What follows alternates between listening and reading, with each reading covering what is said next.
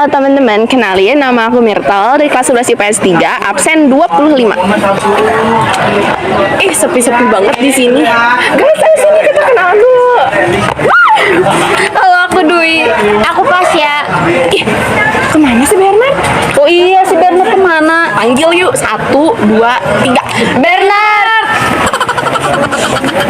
Bernard, aku Satria. Oh, Satria guys namanya. By the way, kita ngerjain tugas apa sih di sini?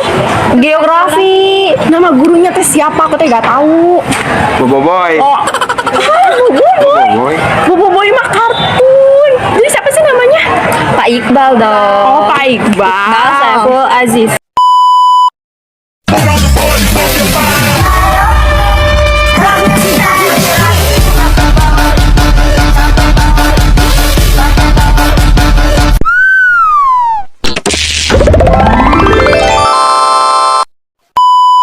Jadi kita ini akan mewawancarai 3 narasumber mengenai kepadatan penduduk. Oh iya benar, padatan penduduk. Jadi teman-teman bisa langsung saksin aja ya videonya. Check this out. Narasumber pertama dari guru BK 93 Cimahi. Boleh diperkenalkan nama lengkap Bapak? Baik, nama saya Dimas Wardana Saiful Mubarok sebagai guru BK di SMA 3 Cimahi. Status Bapak sekarang menikah atau Status saya menikah. jumlah anak? Belum. Alamat? Alamat saya baru berpindah di Cipatik Soreang. Pakai alamat lengkap gak? Oh ya. Kompleks BCI 2. Oh, oke. Usia Bapak sekarang? Saya tahun sekarang 30. Oke. Pertanyaan pertama. Selama beberapa tahun Bapak tinggal, lingkungan rumah dan sekitarnya itu bagaimana menurut Bapak? Kotor, kumuh, atau bagaimana? Dan mengapa Bapak menganggap lingkungannya seperti itu? Kalau dibilang terkait lingkungan kotor kumuhnya, sebenarnya perlu memang ada edukasi, tapi hanya di beberapa wilayah karena mungkin saya bertempatkan di komplek itu kan sudah memiliki strategi penataan ruang dan lingkungan yang cukup baik, sehingga ketika misalnya dikatakan kumuh memang ada, karena di bagian komplek tersebut di pinggirannya pasti ada yang pemukiman padat sebenarnya, dan kalau dibilang kumuh memang kumuh, maka dari itu perlu diedukasi. Kumuh itu akibat yang Bapak rasain dengan keluarga Bapak tuh apa ya? Kalau misalnya akibatnya ya pasti kalau misalnya di perjalanan biasanya ada tempat pembuangan akhir kali ya, kayak TPS, tempat pembuangan sampah, yang kalau di komplek itu kan dikelola oleh RT yang memang memiliki biaya juga untuk pembuangan sampah tersebut. Tapi kalau misalnya untuk di warga-warga yang pemukimannya padat, mungkin adanya pembuangan sampah di suatu titik yang tidak ada nggak ada aturannya mungkin, yang membuat kalau di jalan ya mungkin pasti bau. Itu yang pertama. Terus yang keduanya, kalau misalnya dibilang kumuh ya pasti bakal jadi ngerusak jalan. Maka dari itu ya salah satunya ya seperti itu. Kondisi lingkungan yang tadi kumuh itu menurut Bapak itu mempengaruhi kondisi lingkungan yang lain nggak? Sangat mempengaruhi, karena kalau misalnya dilihat dari kenyamanan terus letak strategis dari penggambaran rumah kita, pasti akan melewati tempat-tempat yang kumuh tersebut terlebih dahulu baru ke rumah kita.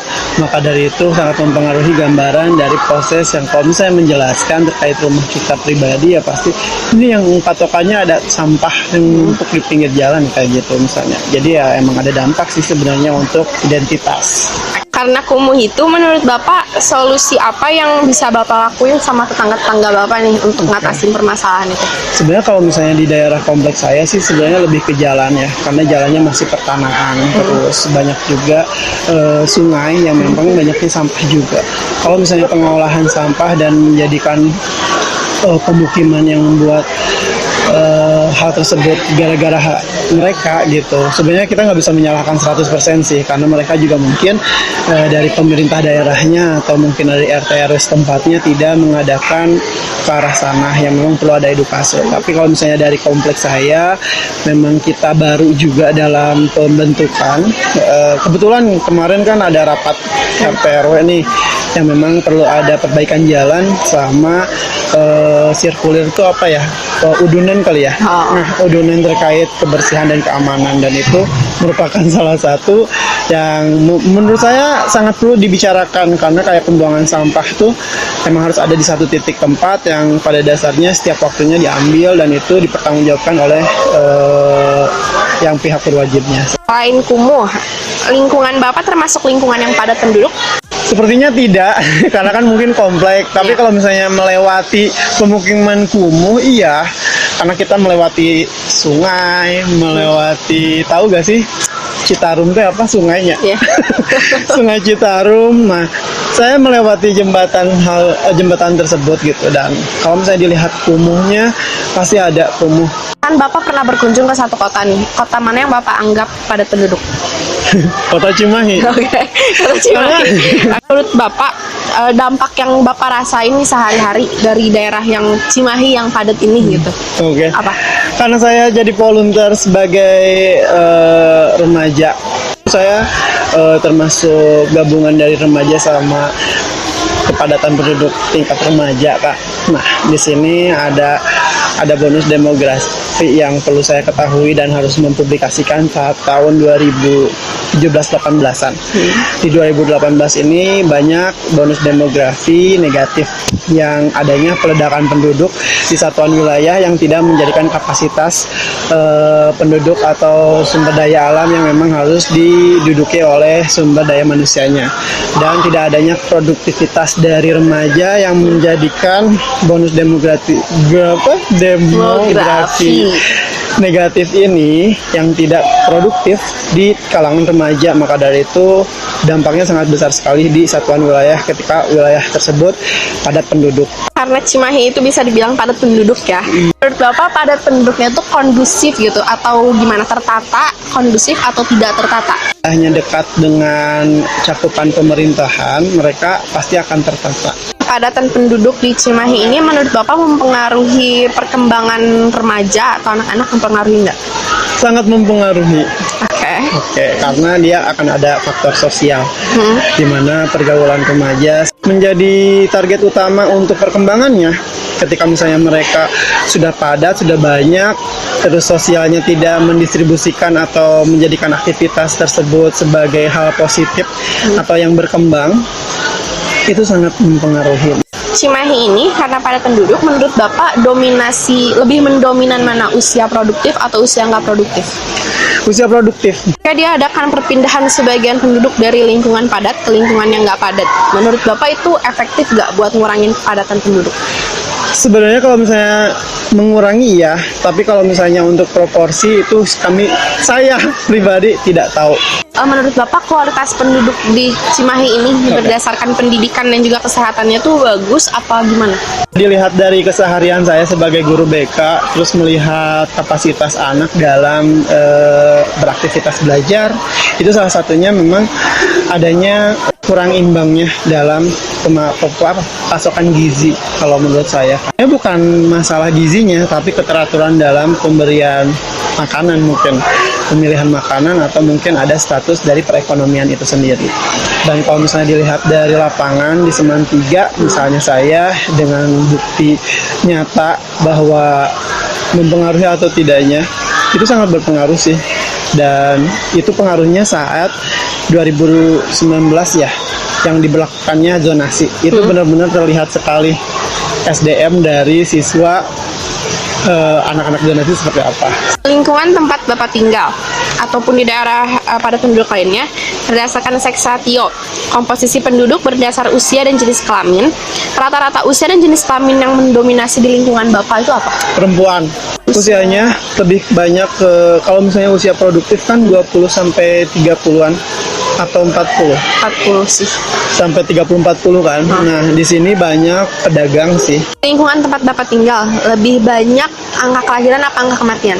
Kelahiran sekarang. Di tempat Bapak tinggal juga angka perkawinannya tinggi gak? Kalau perkawinan kayaknya normal karena banyak pendatang ya, Kak. Oh. Kebanyakan penduduk di tempat tinggal Bapak mata pencahariannya apa? Pedagang. Guru dikit. Yang guru tuh cuman, kalau di kompleks saya, jajaran saya cuman 3. Pertanyaan terakhir. solusi yang Bapak sarankan untuk daerah yang padat penduduk, khususnya di Kota Cimahi? Oke, solusinya yang pertama untuk kepadatan penduduk biasanya kan ada bangunan pemerintah yang tidak terpakai dan mungkin dijadikan rusun karena mungkin perekonomian juga termasuk salah satu adanya kepadatan penduduk juga. Maka silakan untuk difasilitasi oleh pemerintah. Adanya edukasi dalam life skill sih. Karena ketika misalnya seseorang atau remaja produktif atau manusia yang produktif itu kalau misalnya nggak punya dasar soft skill, mereka nggak tahu artinya nilai kehidupan itu apa. Itu aja. Oke, makasih banyak Pak Dimas. Siap, sama-sama. Oke, cut. Ini saya bersama dengan narasumber kedua. Sebelumnya Ibu boleh memperkenalkan diri dulu. Baik, nama saya Neng Sarah Nitria. Saya berdomisili di Jalan Setiabudi Bandung. Saat ini saya berusia 22 tahun. Pekerjaan saya adalah guru pendidikan Pancasila dan kewarganegaraan di SMA Negeri 3 Cimahi. Status saya saat ini lajang atau belum menikah. Karena Ibu tadi bilang rumah Ibu di Setiabudi. Nah, selama berapa tahun sih Ibu tuh tinggal di Setiabudi, dan itu tuh termasuk daerah yang kumuh, kotor atau enggak, atau gimana tuh? Ya, kalau di Setiabudi sampai saat ini saya terhitung sudah kurang lebih 5 tahun ya. Dan lingkungan tempat tinggal saya itu termasuk lingkungan yang bersih, tidak kumuh. Pernah nggak sih ngelewatin suatu daerah di Setiabudi juga, tapi yang kumuh gitu? Nah, iya kebetulan di Setiabudi itu kan ada terminal nih, Terminal Ledeng. Saya tuh dulu pernah ke belakang Terminal Ledeng dan ternyata tempatnya itu rada kumuh. Apa akibat yang Ibu rasakan saat tahu kondisi lingkungan yang seperti itu? Pas saya datang ke sana ya, mungkin sekedar ngelewat aja, saya itu jadi nggak nyaman, ada bau yang menyengat di hidung. Terus saya lihat juga anak-anaknya juga lingkungan bermainnya itu tidak sehat gitu karena wilayahnya yang kumuh. Ada gak sih solusi atau hal yang dilakuin Ibu gitu setelah Ibu tuh lewat dari jalan yang kumuh itu? Kalau waktu itu karena pas saya lewat nih ada beberapa sampah yang saya lihat, sampah itu saya buang gitu ke tempatnya. Mungkin hal yang bisa saya lakuin saat itu ya sebatas itu sih. Apakah kondisi lingkungan yang kumuh itu tuh mempengaruhi lingkungan sekitar? Kalau pas saya waktu itu lihat belakang Terminal Ledeng itu nggak mempengaruhi sama sekali, nggak mempengaruhi bagian depannya gitu ya. Karena kalau kita lihat ke Setiabudi, bagian Setiabudi itu lingkungan bersih gitu. Saya juga kaget pas ke belakang itu ternyata kumuh, jadi sama sekali nggak mempengaruhi sih. Di tempat Ibu tinggal nih, apakah lingkungannya tuh termasuk lingkungan yang padat penduduk atau enggak? Enggak.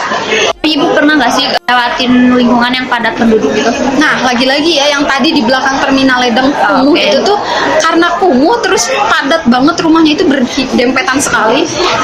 Ya mereka sudah kumuh juga padat gitu penduduknya. Ada dampaknya nggak sih Bu yang Ibu rasain ketika Ibu ngelewat dari si wilayah yang padat itu? Dampaknya tuh mereka jadi susah buat mobilisasinya karena sangat sempit sekali, batas-batas mereka itu tidak ada gitu. Jadi karena rumah saja itu kan dempet-dempetan nih karena padat penduduknya. Jadi tidak punya privasi gitu orang-orangnya tuh. Di lingkungan itu tuh Ibu tuh ngerasain itu tuh lingkungan yang padat penduduk tapi kondusif, tertata, atau justru sebaliknya? Kalau saya lihat waktu itu kondusif, tidak tertata sih. Kalau kepadatan penduduk tuh mempengaruhi pertumbuhan dan perkembangan anak-anak gak sih? Ya itu jelas mempengaruhi. Menurut Ibu nih, lingkungan yang padat itu lebih mendominasi usia produktif atau usia yang tidak produktif?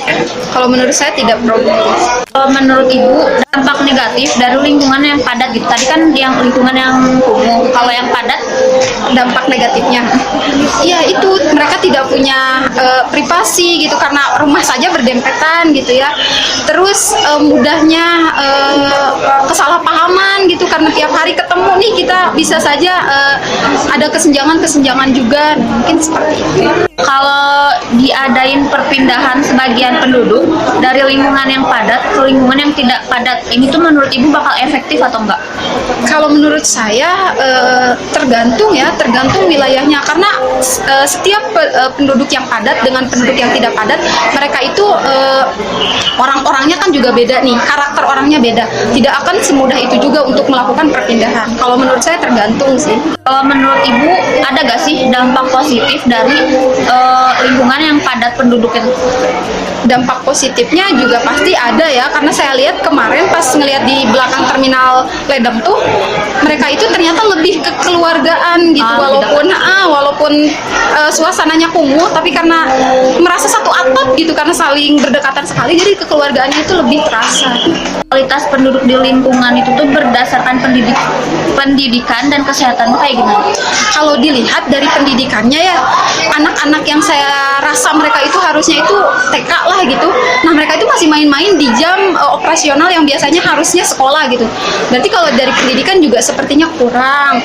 Terus kalau dari kesehatan nih, saya nggak tahu ya, tapi kalau lihat dari badan mereka itu secara fisik gitu, terlihatnya mereka sehat-sehat aja sih.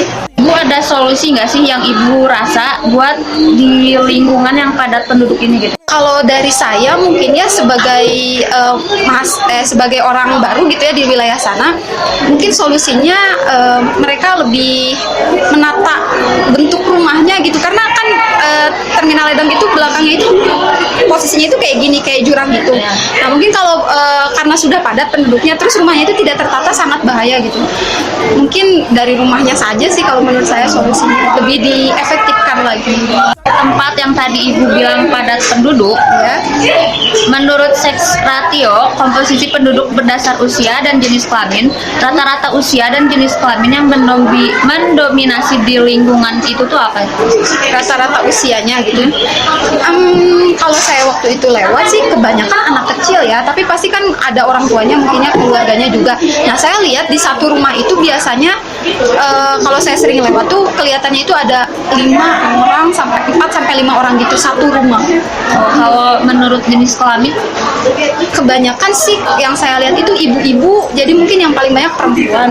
kalau di lingkungan tempat Ibu tinggal, kebanyakan angka kelahiran atau justru angka kematian?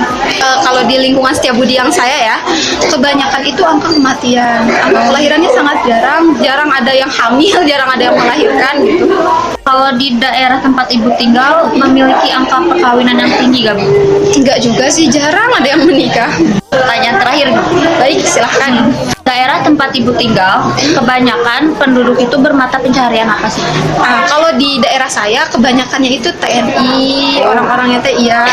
Mereka yang bekerja di instansi-instansi pemerintahan sih, setahu saya gitu yang terlihat gitu pencahariannya. Oke, karena itu pertanyaan terakhir, jadi terima kasih ya Ibu. Ya, sama-sama, mangga. Di sini saya bersama narasumber ketiga. Tolong perkenalkan diri Ibu secara lengkap. Perkenalkan, nama Ibu Adistina Sania Permatasari. Pekerjaan Ibu sekarang sebagai guru BK di SMA Negeri 3 Cimahi. Dan alamat rumah Ibu di Serang Dago. Lalu status Ibu sekarang belum menikah. Selama Ibu tinggal, lingkungan Ibu itu menurut Ibu kotor, kumuh, atau bagaimana? Kalau menurut Ibu, di lingkungan Ibu ini selama tinggal cukup bersih. Bukan termasuk lingkungan yang kumuh atau yang kotor juga. Kalau misalnya di tempat lain yang menurut Ibu kotor, kumuh gitu di mana? Ada di dekat rumah Ibu, mungkin karena rumah Ibu dekat kemana-mana, jadi di situ tuh ada daerah pasar. Itu mungkin tempatnya cukup kumuh. Yang lingkungan kotor, kumuh itu, solusi Ibu untuk mengatasi lingkungan yang seperti itu? Untuk mengatasi lingkungan yang kumuh itu mungkin perlu kesadaran diri dari masing-masing warganya ya. Kalau misalnya ada lingkungan yang kotor, harusnya kan lebih peka gitu akan kebersihannya, jadi lebih baik mungkin mengadakan kerja bakti atau apa itu untuk membersihkan lingkungan di sekitar rumah. Kalau misalnya perasaan Ibu waktu mendatangi tempat yang kotor dan kumuh itu? Pasti risih ya, karena biasa di lingkungan sekitarnya nggak sekumuh itu, jadi saat ke lingkungan yang kumuh atau kotor, jadi rasanya agak risih. Kalau misalnya tempat Ibu tinggal itu termasuk lingkungan yang padat penduduk atau enggak? Menurut Ibu enggak? Kalau untuk dampak dari daerah penduduk padat ini? Dampaknya sih yang pasti tenaga kerja sumber dayanya lebih banyak, tapi ya lingkungan sekitarnya agak kurang. Kalau menurut Ibu situasinya tuh kondusif, artinya kondusif yang tertata atau bagaimana? Kalau rumah ibu ya cukup sih, cukup tertata. Apakah kepadatan penduduknya mengaruhi pertumbuhan dan perkembangan anak-anak dan remaja pada lingkungan tersebut? Sepertinya tidak. Menurut Ibu, lingkungan padat itu lebih mendominasi usia produktif atau tidak produktif? Kalau daerah situ sepertinya cukup produktif. Kalau menurut Ibu, diadakan perpindahan penduduk dari lingkungan yang padat dan ke lingkungan yang Tidak padat. ya, apakah itu cara yang efektif? Mungkin bisa jadi juga sebagai cara efektif karena agar persebaran penduduknya lebih merata ya. Kalau berdasarkan pendidikan dan kesehatannya di lingkungan yang padat penduduk, Kalau pendidikan sama kesehatan, lebih ke pendidikan mungkin. Kalau pendidikan rata-rata banyaknya sudah sarjana, tapi ada juga yang cuma sampai tamatan SMA dia udah bekerja. lebih banyak angka kelahiran atau angka kematian? Kematian sepertinya. Kalau di tempat Ibu tinggal, apakah angka perkawinannya tinggi? Kalau nggak perlu kawinan tidak begitu sih. Pertanyaan terakhir, daerah tempat Ibu tinggal rata-rata bermata pencaharian apa? Banyaknya ojek online kalau di sekitar rumah ibu. Iya Ibu, terima kasih banyak. Ini kita tugas apa sih sebenarnya? Tugas. Iya, geografi. Geografi siapa gurunya? Boboiboy. Lucu banget.